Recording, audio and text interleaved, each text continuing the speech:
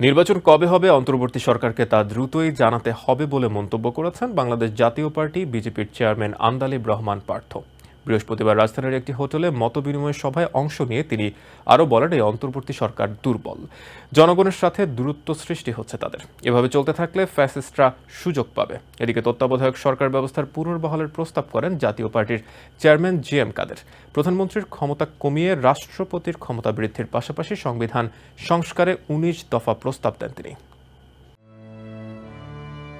বিভিন্ন গণমাধ্যমে হামলা এবং সমসাময়িক বিষয়ে রাজনৈতিক দলগুলোর সঙ্গে এই মতবিনিময় সভা রাজধানীর হোটেল সোনারগাঁওয়ে এটি আয়োজন করে সংবাদপত্র মালিকদের সংগঠন নোয়াব, যেখানে বিভিন্ন রাজনৈতিক দল, সুশীল সমাজ ও গণমাধ্যমের সম্পাদকরা অংশ নেন।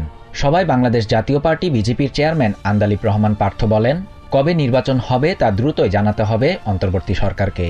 তা না হলে যত সময় যাবে ফ্যাসিস্টরা সুবিধা নিয়ে আবারও ফেরত আসতে শুরু করবে। কবে কোন মুহূর্তে নির্বাচন হবে এবং সরকারের সাথে, আপনাদের সাথে, আমাদের সাথে যেন দৃশ্যমান একটা সম্পর্ক স্টাবলিশ হয়। বর্তমান সরকারকে দুর্বল উল্লেখ করে পার্থ বলেন, দেশের জনগণের নিরাপত্তা দিতে ব্যর্থ হয়েছেন তারা।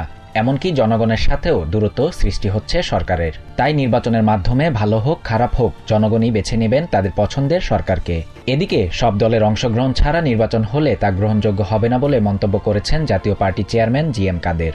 বৃহস্পতিবার জাতীয় পার্টির বনানী কার্যালয়ে সংবিধান সংস্কার বিষয়ে জাতীয় পার্টির ১৯টি প্রস্তাবনা তুলে ধরে একথা বলেন তিনি। আগামী সংসদ নির্বাচনে তত্ত্বাবধায়ক সরকার ব্যবস্থার পুনর্বহালের প্রস্তাব করেন তিনি। একই সাথে পঞ্চদশ সংশোধনী বাতিল, একই ব্যক্তি দলীয় প্রধান ও সরকার প্রধান না হওয়া, একই ব্যক্তিকে দুইবার বেশি প্রধানমন্ত্রী না করার প্রস্তাবও তুলে ধরেন জি.এম. কাদের। তিনি বলেন, গণভোট ছাড়া কোনো সংবিধান সংশোধন সম্ভব নয়। বিগত সরকার গণভোট ছাড়াই সংবিধানে পরিবর্তন আনে। আগামীতে যেন এমনটা না হয় সে বিষয়ে পদক্ষেপ নিতে হবে বলেও জানান জাতীয় পার্টি চেয়ারম্যান। শাহরিয়ার শাফাত, TVN 24 নিউজ ডেস্ক।